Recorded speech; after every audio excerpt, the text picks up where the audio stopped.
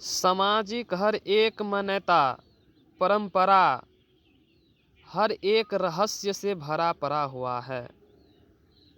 इसे समझने के लिए थोड़ी बुद्धि की आवश्यकता है। इस समाज में जो देख रहे हैं, हर लोगों के भावनाओं और विचारों को तो ये भारत की संस्कृति को पहचानने के लिए सर्वोत्तम परंपरा है।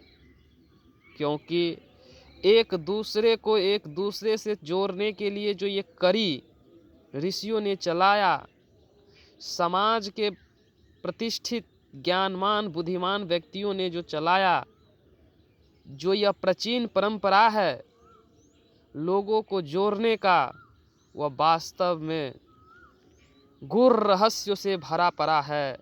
परंतु अभी लोगों के तनिक बुद्धि के नष्ट हो जाने से, विवेक को खत्म हो जाने से यह परंपरा भी ध्वस्त होता दिख रहा है।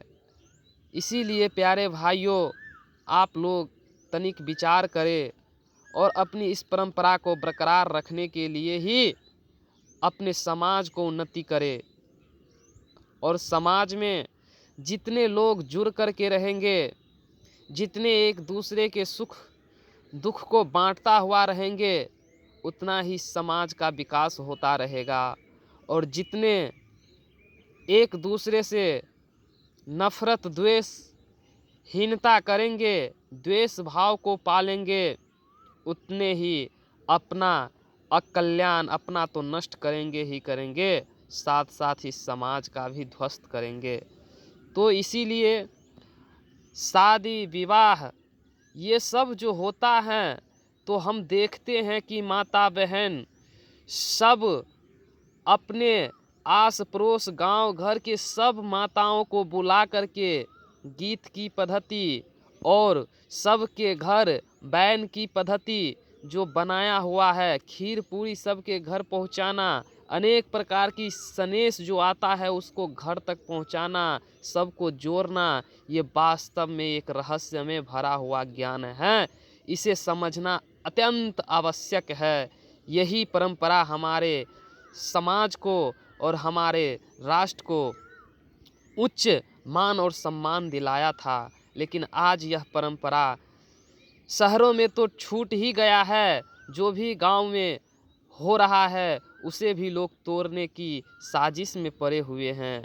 इसीलिए मैं बड़े बुजुर्ग और ज्ञानवान बुद्धिमान प्रतिष्ठित व्यक्ति को यह सम्मान करता हूँ कि यह परंपरा को बरकरार रखने में जो भी आपका भूमिका हो उसे निभाने का अवश्य कार्य करें। क्योंकि ये परंपरा हम सभी को एक दूसरे से जोड़ करके रखते हैं, एक दूसरे के उन्नति के लिए रखते हैं, एक दूसरे के साथ मिलजुल करके आगे बढ़ने के लिए रखते हैं। देखिए, इस परंपरा में भोज भात ही हम लोग जब करते हैं तो पूरे गांव का हर एक लोगों को जो है खिलाने का काम करते हैं।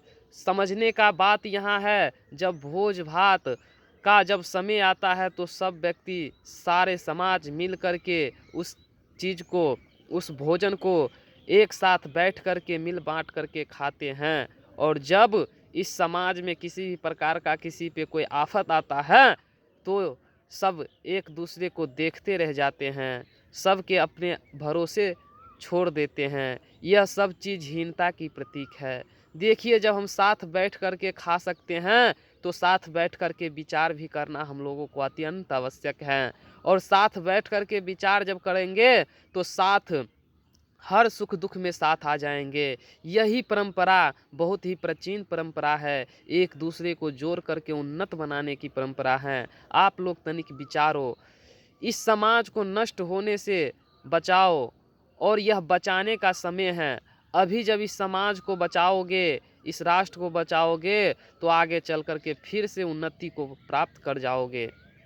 यदि यह समाज का परंपरा आगे ध्वस्त हो रहा है, टूट रहा है, तो इसके पीछे हमारा और आपका भी कुछ साजिश है। मनोवृत्ति बिगड़ जाने के कारण यह सब हो रहा है। अपने मन को संभालो, अपने विचार को संभालो और सब एक दूसरे को साथ देने के लिए, एक दूसरे को सुख दुख में आगे हाथ बटाने का काम करो, तब भी हमारा भी कल्याण होगा और आपका कल्याण होगा, समाज का कल्याण होगा, इस राष्ट्र का कल्याण होगा, फिर उन्नति को प्राप्त होगा।